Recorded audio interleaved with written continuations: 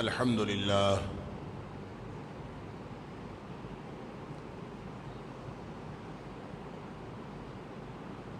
لله نحمده ونستعينه ونستغفره ونؤمن به ونتوكل عليه ونعوذ بالله من شرور أنفسنا ومن سيئات أعمالنا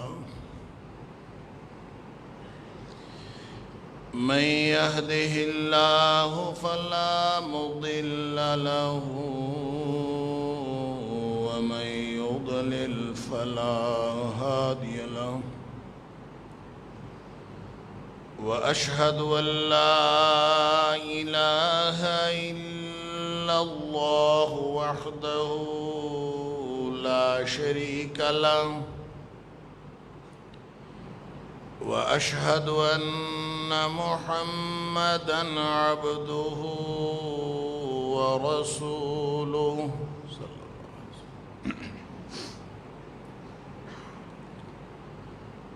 أرسله بالحق بشيرا ونذيرا بين يدي الساعة فمن يطع الله ورسوله فقد رشد واهتدى ومن يعص الله ورسوله فقد ضل وغوى فإنه لا يضر إلا نفسه ولا يضر الله شيئا نسأل الله ربنا أن يجعلنا ممن يطيعه ويطيع رسوله ويتبع رضوانه ويجتنب سخطه فإنما نحن به وله أما بعد فإن خير الحديث كتاب الله وخير الهدي هدي محمد صلى الله عليه وآله وسلم وشر الأمور محدثاتها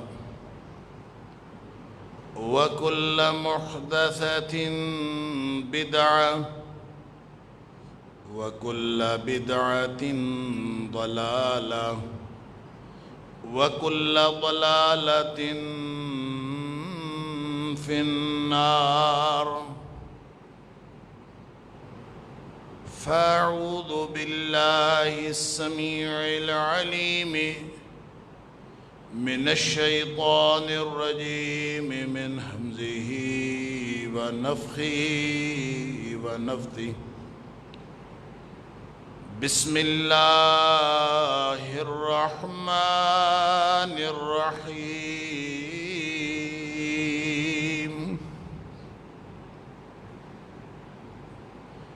ظهر الفساد في البر والبحر بما كسبت أيدي الناس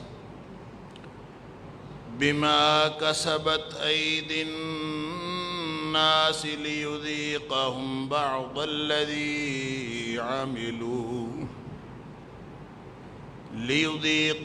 بعض الذي عملوا لعلهم يرجعون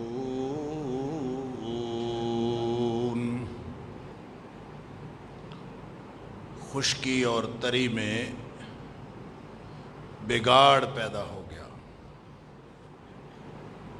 اس وجہ سے کہ لوگوں کے کرتوت ہی ایسے تھے۔ بما کسبت ایدی الناس، لوگوں کے ہاتھوں کی کمائی کی وجہ سے، لیذیقہم بعد الذی عملوا، یہ اس لیے بگاڑ پیدا ہوا ہے کہ تاکہ ان کے بعض اعمال کا بدلہ ان کو چکھایا جائے، لعلہم یرجعون، ہو سکتا ہے کہ یہ لوگ واپس آ جائیں۔ صدق اللہ العظیم۔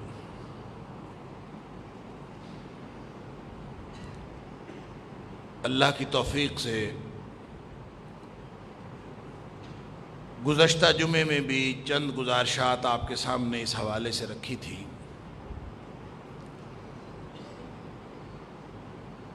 کہ حالات و زمانہ سے، اپنے براٹ اپ سے، اپنی پرورش سے، اللہ کی طرف سے صحیح الفطرت انسان، ٹھیک فطرت پہ پیدا کیا گیا انسان، وہ اپنی فطرت بگاڑ بیٹھتا ہے۔ کبھی وہ یہودی بن جاتا ہے، کبھی وہ عیسائی بن جاتا ہے، کبھی وہ مجوسی بن جاتا ہے، کبھی وہ دہریہ بن جاتا ہے، کبھی وہ جدت پسند بن جاتا ہے، کبھی وہ لبرل بن جاتا ہے، ہزار قسم کے نام ہیں، کبھی وہ ملحد بن جاتا ہے۔ اللہ کے قرآن اور نبی کریم صلی اللہ علیہ وآلہ وسلم کی تعلیمات سے انحراف کے کئی راستے ہیں۔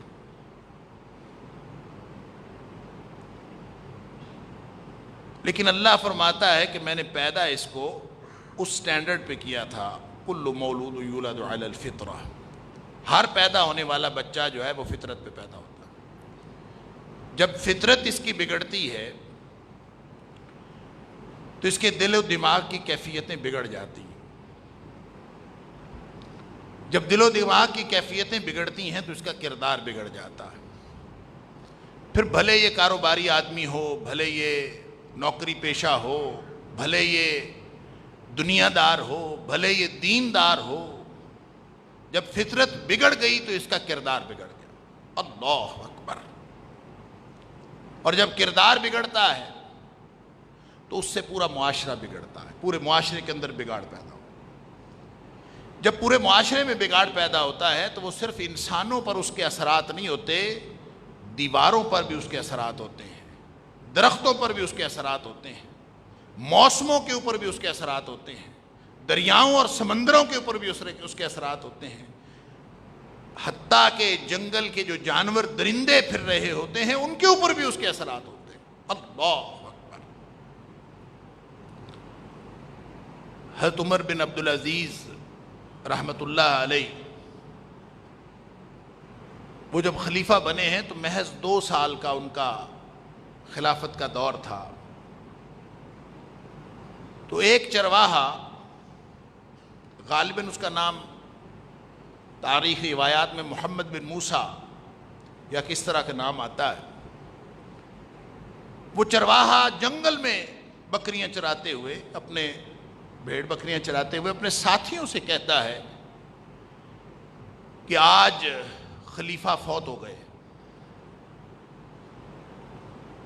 لوگ حیران ہوئے، نہ تو کوئی ٹیلی فون تھا، نہ کوئی ٹیلی گرام تھا، تو تمہیں کیسے پتہ چل گیا کہ وہ فوت ہو گئے؟ خبر کوئی نہیں آئی، بس اس نے جنگل میں بیٹھے ہوئے اس نے اپنے ساتھی چرواہوں کو خبر دی کہ آج وہ مرد درویش اس دنیا سے چلا گیا۔ وہ حیران ہوئے، کیسے، تمہیں کیسے پتہ چلا؟ اس نے کہا پچھلے 2 سالوں میں نے نوٹ کیا کہ جنگل کے درندے ہماری بکریوں کے پاس پھرتے ہوتے تھے، کبھی ان کو کوئی تکلیف نہیں پہنچاتے تھے، اور کبھی کسی بھی درندے نے ان 2 سالوں کے اندر ہماری بھیڑ بکریوں کو کوئی نقصان نہیں پہنچایا۔ آج میرے سامنے ایک درندہ بکری اٹھا کے لے گیا ہے، تو مجھے سمجھ آ گئی ہے کہ وہ مرد درویش جس کے عدل کی وجہ سے اللہ تعالیٰ نے جانوروں اور حیوانات اور درندوں کے اوپر بھی اثرات رکھے تھے، لگتا یہ ہے کہ وہ آج دنیا سے چلا گیا۔ اور مورخین نے لکھا ہے کہ اسی دن حضرت عمر بن عبدالعزیز رحمۃ اللہ علیہ کی وفات ہوئی تھی۔ اثرات، ہر چیز پر اثرات۔ اللہ ہمارے حالات پر تبصرہ فرماتا ہے، ظہر الفساد فی البر والبحر بما کسبت ایدی الناس۔ اپنے کرتوتوں پر نگاہ رکھو، اپنی بگڑی ہوئی فطرتوں پر نگاہ رکھو۔ ہم نے اپنی فطرت کو بگاڑنے کے لیے، میں نے گزشتہ جمعے میں بھی عرض کیا تھا، ہم نے کون کون سا انتظام نہیں کیا اپنی فطرت کو بگاڑنے کے لیے، اپنی نسلوں کی فطرت کو بگاڑنے کے لیے ہم نے کون کون سا انتظام نہیں کیا۔ ہم نے ان کی تعلیم آؤٹ سورس کر دی، ہم نے لوگوں کے ہاتھ میں دے دیا، ان لوگوں کے ہاتھ میں دے دیا جو لوگ ہیں ہی اسلام کے دشمن، اور اگر اسلام کے دشمن نہیں ہیں تو کم از کم اسلام ان کی ترجیح نہیں۔ اللہ اکبر! تو ان کی فطرت کیوں نہیں بگڑے گی؟ اسلام دین فطرت ہے۔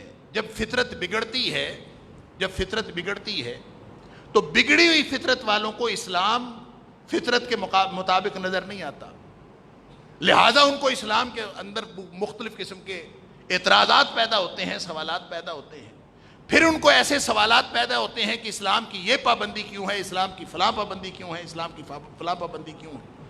یہ کسی خاتون کے دل میں سوال اٹھے کہ مرد 4 شادیاں کر سکتا ہے، عورت 4 شادیاں کیوں نہیں کر سکتی؟ یہ کسی مرد کے دل میں سوال اٹھے کہ 4 شادیوں پر اسلام نے پابندی کیوں لگائی ہے، زیادہ شادیاں کیوں نہیں اسلام کرنے دیتا؟ اگر یہ سوال اٹھے کہ ہمیں اپنی مرضی سے زندگی کیوں نہیں گزارنے دی جاتی، تو اس کا مطلب یہ ہے کہ اس طرح کے دیگر جتنے بھی سوالات ہیں، جب یہ سوالات اٹھیں تو سمجھ لیجئے کہ ہمارا سٹینڈرڈ آؤٹ ہو گیا ہے۔ وہ جو سنکرونائزیشن ہے جو اسلام کے مطابق تھی، اللہ فرماتا ہے فَاقِمْ وَجْهَكَ لِلدِّينِ حَنِيفًا فِطْرَةَ اللَّهِ الَّتِي فَطَرَ النَّاسَ عَلَيْهَا۔ تم اپنا چہرہ، اپنی ذات، اس کو سنکرونائزڈ رکھنا ہے، اس کو مطابقت کے ساتھ رکھنا ہے۔ کس کے ساتھ؟ لِلدِّينِ حَنِيفًا، دین حنیف کے ساتھ۔ اگر تمہاری مطابقت، اگر تمہاری سنکرونائزیشن، اگر تمہارے خیالات کی فریکوینسی وہ اسلام کے مطابق ہے، فطرت اللہ التی فطر الناس علیہا، اللہ نے جس فطرت پہ، جس سٹینڈرڈ پہ پیدا کیا تھا وہ تو اسلام ہے۔ لہذا اسلام کے بارے میں اگر شکوک و شبہات اٹھنے لگے تو سمجھ لیجئے کہ یہ نشانی ہے کہ فطرت بگڑ چکی۔ بگڑی ہوئی فطرت کبھی سٹینڈرڈ نہیں ہو سکتا، بگڑا ہوا ذوق کبھی سٹینڈرڈ نہیں ہو سکتا۔ اوپر سے اس بگڑے ہوئے ماحول میں ہمیں ایسے ایسے اسکالر مل جاتے ہیں، اللہ معاف فرمائے، فتنے کے اوپر فتنہ۔ جاہل علماء کیا کم تھے جنہوں نے دین کے نام پر جہالت پھیلائی؟ کیا وہ کم تھے کہ اوپر سے ایسے ایسے فتنے پیدا ہوئے کہ وہ لوگ جن کی فطرت بگڑی تو انہوں نے دین کے اوپر اعتراضات کرنے شروع کیے۔ ملحد اور لبرل اور دنیا دار، ان کو تو ہم دنیا دار اور ملحد کہہ کے چھوڑ دیتے ہیں۔ کئی ڈاکٹر اور کئی انجینئر پیدا ہو گئے جنہوں نے دین کے اندر، جہاں سے دین آیا تھا، انہی پر تان شروع کر دیا۔ جو دین کے امین بنائے گئے انہی پر تان شروع کر دیا۔ دین کے بارے میں باقی بچے گا کیا؟ اولاد اٹھ کے اپنے والد پر، اپنے دادا پر، اپنے پردادا پر تان شروع کر دے، اپنے پردادا اور اپنے دادا اور اپنے والد کے کردار پر سوال اٹھانا شروع کر دے، تو اس کی اپنی کیا حیثیت ہے؟ وہ یہ نہیں سوچتا کہ اپنے والد پر سوال اٹھاؤں گا، اپنے دادا پر سوال اٹھاؤں گا، اپنے پردادا پر سوال اٹھاؤں گا تو میری اپنی کیا حیثیت باقی بچے گی؟ وہ یہ نہیں سوچتا، لیکن اس کی بدبختی اس کو اس طرف سوچنے کا، اس طرف سوچنے کی گنجائش ہی نہیں دیتی کہ وہ یہ نہیں سوچتا۔ اس کا دل کرتا ہے وہ اسلاف پر تان کرتا ہے، اس کا دل کرتا ہے وہ صحابہ کرام پر تان کرتا ہے۔ اگر صحابہ کرام پر بھی تان آپ کرنا شروع کر دیں تو دین بچا کیا آپ کے پاس؟ اللہ اکبر! فتنے پہ فتنہ، بگاڑ پہ بگاڑ، اللہ! پھر ایسے لوگ بھی جو زمانے کے معیار کے مطابق گفتگو کرتے ہیں. پھر ایسے لوگ بھی اور نام لیتے ہیں دین کا اور اصل میں بگڑی ہوئی فطرت کو امپلیمنٹ کر کے اپنے اس بگاڑ میں حصہ لے ڈالتے ہیں جو اس معاشرے کے اندر بگاڑ پیدا ہوا ہے، جس کو قرآن کہتا ہے ظاہر الفساد فی البر والبحر. اندازہ تو کیجیے انسان جائے تو جائے کدھر. روز لوگ ہمارے پاس آتے ہیں کہ ہمارے جی بچے بگڑ رہے ہیں، یہ فلاں کو سنتا ہے بگڑ گیا ہے، فلاں کو سنتا ہے بگڑ گیا ہے، فلاں جو ہے اس کو بہت پسند ہے اور اس نے اس کے خیالات بگاڑ دیے، اس کے عقیدے بگاڑ دیے، اس نے نماز پڑھنی چھوڑ دی ہے، یہ اب مسجد میں نہیں جاتا، اس کے سارے روز و شب کے معمولات بدل گئے ہیں. فتنے پہ فتنہ، ظہر الفساد فی البر والبحر. عمر فاروق رضی اللہ تعالیٰ عنہ نے اس بگاڑ کی ایک دفعہ نشاندہی کی. مشکات شریف کے اندر حضرت عمر فاروق رضی اللہ تعالیٰ عنہ کا یہ قول موجود ہے. زیاد بن حدیر ان سے حضرت عمر فاروق رضی اللہ تعالیٰ عنہ پوچھتے ہیں هل تعرف ماذا يهدم الاسلام. زیاد تمہیں پتہ ہے اسلام کب ڈھہ جاتا ہے، اسلام کب منہدم ہو جاتا ہے، کون سی چیز اسلام کو ڈھا دیتی ہے، اسلام کو گرا دیتی، اسلام کی عمارت کو ڈھا دیتی. یعنی بگاڑ اس قدر کہ اسلام کی عمارت ہی ڈھہ جائے. ماذا یہدم، اسلام کو منہدم کون سی چیز کرتی ہے پتہ ہے تمہیں؟ زیاد کہتے ہیں قلت لا، مجھے نہیں پتا. پھر خود فرمایا سنو،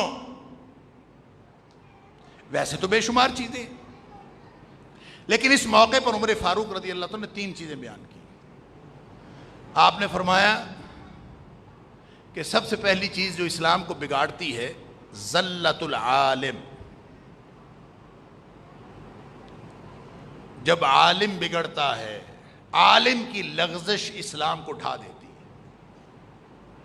غلطی عام آدمی کرے تو وہ عام آدمی کی غلطی ہے، غلطی عام آدمی کرے، لغزش عام آدمی کی ہو تو اس کے اثرات ایک فرد پر ہیں.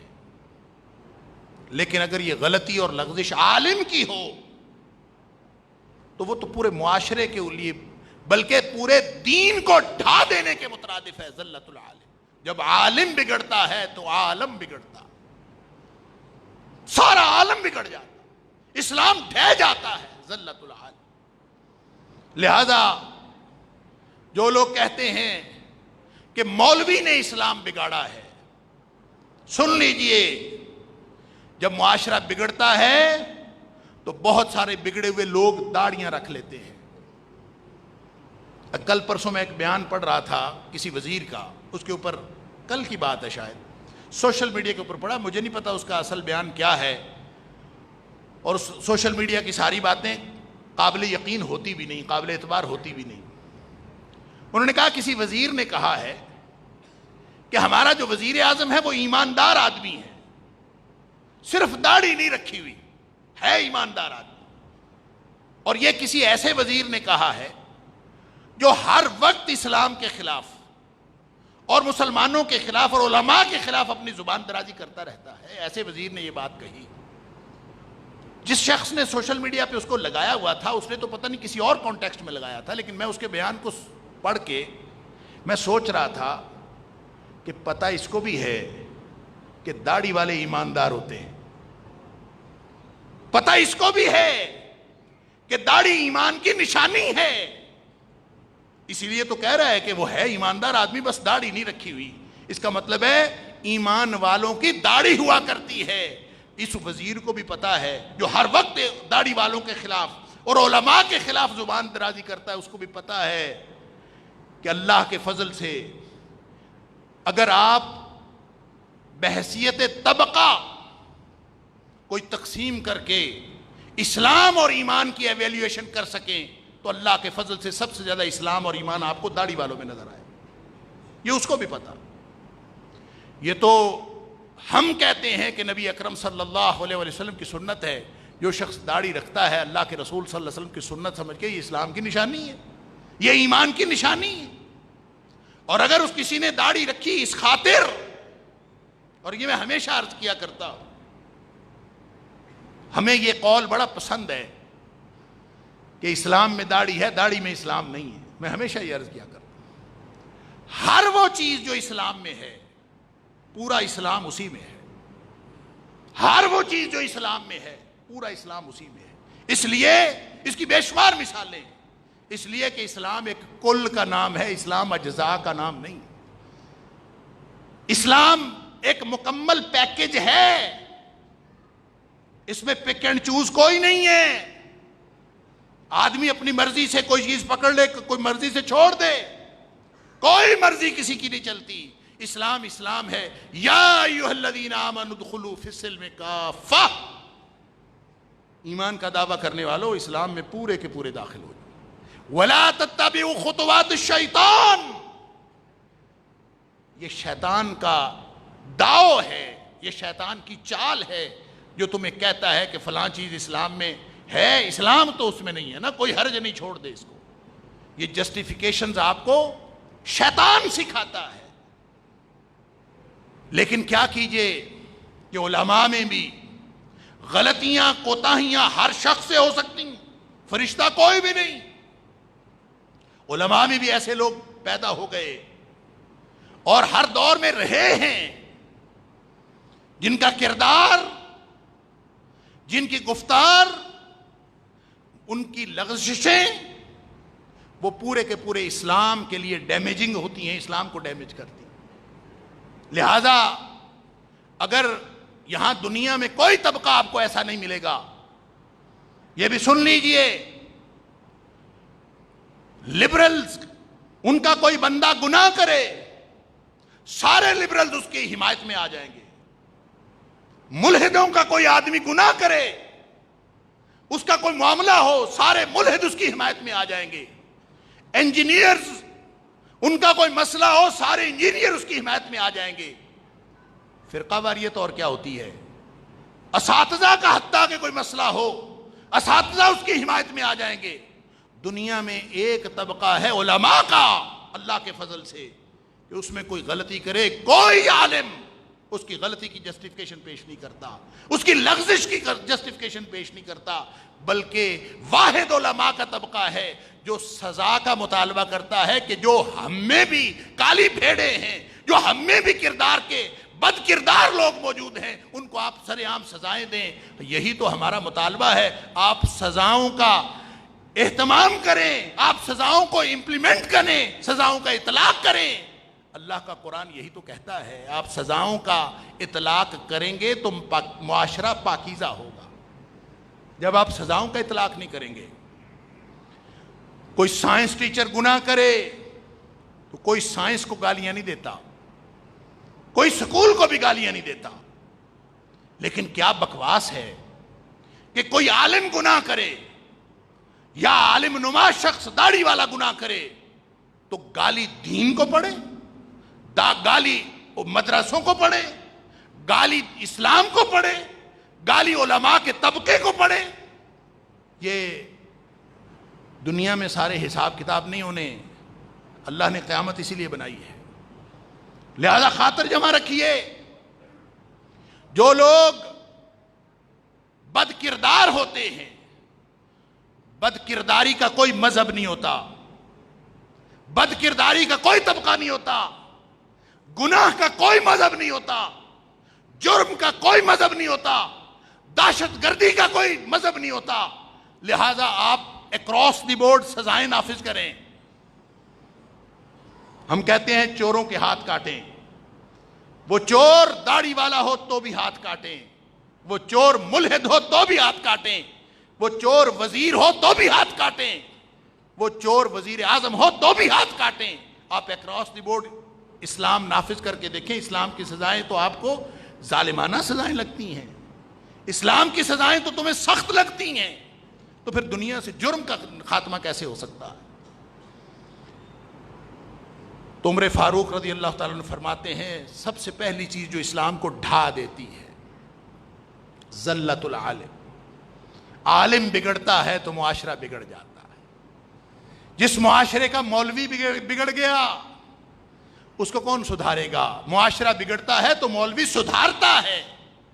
اللہ اکبر. اس کی وجہ یہ ہے کہ اللہ تعالیٰ نے علماء کو شان دی ہے. کیا؟ العلماء ورثۃ الانبیاء، یہ نبیوں کے وارث ہیں. اور نبیوں کا کام کیا ہوتا تھا؟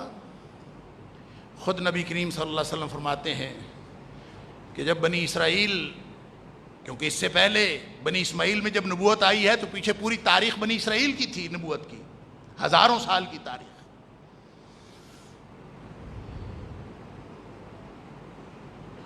تو حضرت نبی اکرم صلی اللہ علیہ وسلم فرماتے ہیں کانت بنو اسرائیل تسوسہم الانبیاء. انبیاء کا کام یہ ہوتا تھا کہ سارے معاملات کی نگرانی وہ کرتے تھے. معیشت پر بھی وہ نگاہ رکھتے تھے، معاشرت پر بھی نگاہ رکھتے تھے، سیاست پر بھی نگاہ رکھتے تھے، فرد پر بھی نگاہ رکھتے تھے، معاشرے پر بھی نگاہ رکھتے تھے، مسجد میں بھی نگاہ رکھتے تھے، گلی میں بھی نگاہ رکھتے تھے. اور پورے معاشرے کے اوپر جب کوئی غلطی ہوتی تھی تسوسہم الانبیاء. ساسا یسوسو کا مطلب ہوتا ہے نگرانی کرنا، مانیٹرنگ کرنا. یہ تو دور جدید کی لغت ہے کہ آپ کی فیروز اللغات سے اٹھا کے دیکھیں، اس میں سیاست کا معنی فریب لکھا ہوا. عربی کا لفظ ہے ساسا یسوس. نبی پاک صلی اللہ علیہ وسلم کا صحیح فرمان ہے کہ نبیوں کا کام تھا کہ معاشرے کے اوپر نگاہ رکھیں. اب اگر العلماء ورثۃ الانبیاء، خود نبی کریم صلی اللہ علیہ وسلم فرماتے ولیکن لا نبی بعدی، ایک نبی آتا تھا وہ چلا جاتا تھا، اس کی جگہ دوسرا نبی آ جاتا تھا. بنی اسرائیل میں یہ سلسلہ چلتا رہا. فرمایا ولیکن لا نبی بعدی. اب میرے بعد مانیٹرنگ کرنے والے انبیاء کا سلسلہ ختم، اب خلفاء ہوں گے. یا پھر دوسرے حدیث میں آپ نے فرمایا ان العلماء ورثۃ الانبیاء. اب انبیاء والا کام کون کرے گا؟ علماء کریں گے. اب علماء کسی بات میں بولنے کو کہتے ہیں آپ کا کیا کام ہے بولنے کا؟ علماء کو کہا جاتا ہے کہ آپ کسی کام میں نہ بولیں. عالم کی لغزش اس لیے بری ہے جن کے رتبے ہیں سوا، ان کی سوا مشکل ہے. جن کا مقام بڑا ہوتا ہے ان کا جرم بھی بڑا ہوتا ہے. اللہ تعالیٰ نے سورہ احزاب کے اندر امہات المومنین کے کہا اگر تم میں سے کوئی بے حیائی کا ارتکاب کرے تو جو امت کی عورتوں کے لیے سزا ہے تمہاری سزا ڈبل ہوگی. اس لیے کہ جن کے رتبے ہیں سوا ان کی سوا مشکل ہے. جن کا مقام بڑا ہوتا ہے ان کی ذمہ داری زیادہ ہوتی ہے. جب ذمہ داری زیادہ ہوتی ہے تو پھر ان کا جرم بڑا ہوتا ہے. عالم اگر جرم کرے، عام آدمی کا جرم چھوٹی تباہی مچاتا ہے، چھوٹا بگاڑ پیدا کرتا ہے. مولوی کا جرم بڑا بگاڑ پیدا کرتا ہے. لیکن اس کا یہ مطلب نہیں ہے سارے مولوی بگڑے ہوئے ہیں.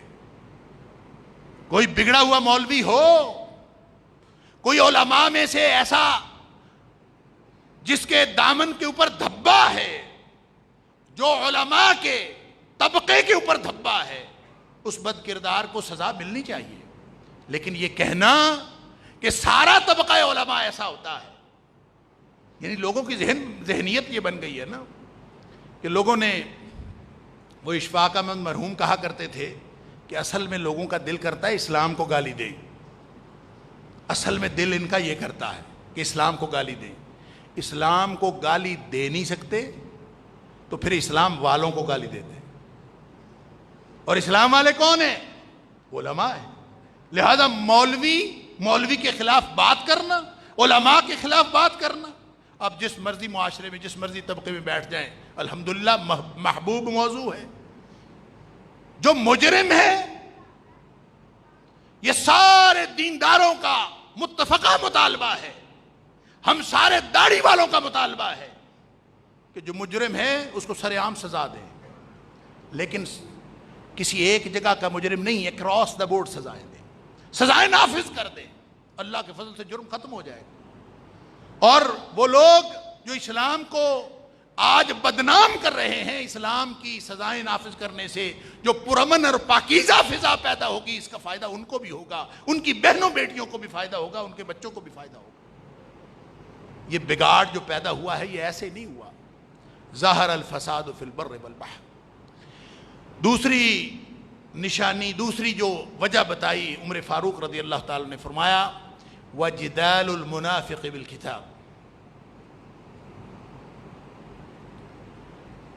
قرآن کریم کے بارے میں الکتاب سے مراد اللہ کا قرآن بھی ہے, الکتاب سے مراد اللہ کی شریعت بھی ہے. شریعت کے بارے میں, اللہ کی کتاب کے بارے میں جب منافق دلائل دینے لگے, منافق جھگڑا کرنے لگے, وہ دین کا ستیاناش کر دیتا. دین کا بگاڑ پیدا ہونے کی جو دوسری وجہ ہے, اسلام منہدم ہونے کی جو دوسری وجہ ہے, فرمایا وہ وجہ یہ ہے جدال المنافق بالکتاب. اللہ اکبر. جن کے دل میں ایمان کوئی نہیں, مومن بنے ہوئے ہیں, شکل بنائی ہوئی ہے. اب پاکستان, ہندوستان, بنگلہ دیش, اس بر صغیر کے اندر تو مولوی بننا کام ہی بڑا سوکھا ہے. نہ کوئی ڈگری پوچھتا ہے, نہ کوئی پوچھتا ہے کس مدرسے سے پڑھے ہو, نہ کوئی پوچھتا ہے قرآن پڑھنا آتا ہے کہ نہیں آتا. بلکہ بعض طبقات نے تو یہ ایک غلط فہمی بھی علماء میں, عوام الناس میں پھیلا رکھی ہے کہ قرآن ڈائریکٹ پڑھنا ہی نہیں چاہیے. اس سے قرآن ڈائریکٹ پڑھنے سے, عوام الناس ڈائریکٹ قرآن پڑھیں گے, بندہ گمراہ ہو جاتا ہے. نعوذ باللہ من ذالک. قرآن دعویٰ کرتا ہے وَلَقَدْ يَسَّرْنَا الْقُرْآنَ لِلذِّكْرِ فَهَلْ مِن مُدَّكِرٍ. ہم نے آسان کیا ہے نصیحت حاصل کرنے کے لیے. ہے کوئی نصیحت حاصل کرنے والا؟ قرآن بار بار اس آیت کا تکرار ہے, وَلَقَدْ يَسَّرْنَا الْقُرْآنَ لِلذِّكْرِ فَهَلْ مِن مُدَّكِرٍ. لیکن چونکہ قرآن سے دور رکھنا ہے, کیونکہ خود قرآن کی جو تفہیم ہے وہ حاصل نہیں ہے, لہذا خود بھی قرآن سے دور ہیں, لوگوں کو بھی قرآن سے دور رکھتے ہیں. اللہ. اور ایسے ایسے لوگ اٹھ کے قرآن کے بارے میں گفتگو کرتے ہیں, قرآن کے بارے میں نکتہ آفرینیاں کرتے ہیں. اب تو سوشل میڈیا نے انتہائی کر دی. لوگ اپنی کوٹھڑی میں بیٹھتے ہیں, دو چار لوگوں کو اپنے سامنے بٹھاتے ہیں, بلکہ کوئی بھی نہ بیٹھا ہو پھر بھی ٹھیک ہے, جو کرنا ہوتا ہے اس کے اوپر کر دیتے ہیں. قرآن کے بارے میں, حدیث کے بارے میں, جس کا جو دل کرتا ہے اس کے اوپر انا للہ و انا الیہ راجعون. لیکن جو لوگ اپنے آپ کو کسی علمی روایت کا امین کہتے ہیں, انہوں نے بھی قرآن اور دین کا جو مذاق بنایا ہے, جو دین اور قرآن کے بارے میں جو کچھ انہوں نے علم کے نام پر جہالت پھیلائی ہے اور پھیلا رہے ہیں, یہ جدال المنافق بالکتاب کے مصداق ہے. جس کو صحابہ پر اعتبار نہیں, جس کو نبی کریم صلی اللہ علیہ وسلم کی حدیث پر اعتبار نہیں, جس کو نبی کریم صلی اللہ علیہ وسلم کی حدیث کے اندر ہزار اور اللہ کے قرآن کے اندر ہزار قسم کی نکتہ آفرینیاں کرتا ہے, خود مفہوم متعین کرتا ہے, اور پھر کہتا ہے یہ ہے دین. ابھی میں آج ایک بحث پڑھ رہا تھا, یہی جو مسئلہ چلا ہوا ہے زنا کا اور بدفعلی کا اور غیر فطری عمل کا, اس حوالے سے میں پڑھ رہا تھا تو ایک خاص طبقے کی جو پوری گفتگو کا جو نتیجہ تھا, ان کے نقطہ نظر کا جو نتیجہ تھا, حدیث کو ماننا نہیں, حدیث سے شریعت ثابت نہیں ہوتی. یہ عجیب بکواس شروع ہوئی ہے آج کل. اور کہتے ہیں کہ کسی شہزادے نے بھی کہہ دیا ہے کہ خبر واحد جو ہے وہ خبر متواتر کی طرح چیزوں کو واجب نہیں کرتی. کوئی شہزادہ کیا, دنیا کے سارے بادشاہ مل کے بھی کہہ دیں تو اللہ کے قرآن اور نبی کریم صلی اللہ علیہ وسلم کے فرمان کی حیثیت بدل نہیں سکتی. کوئی کہے خبر واحد کیا ہوتی ہے, کسی کو پتہ ہے؟ کسی نے حدیث کی سائنس پڑھی؟ خبر واحد کا مطلب کیا؟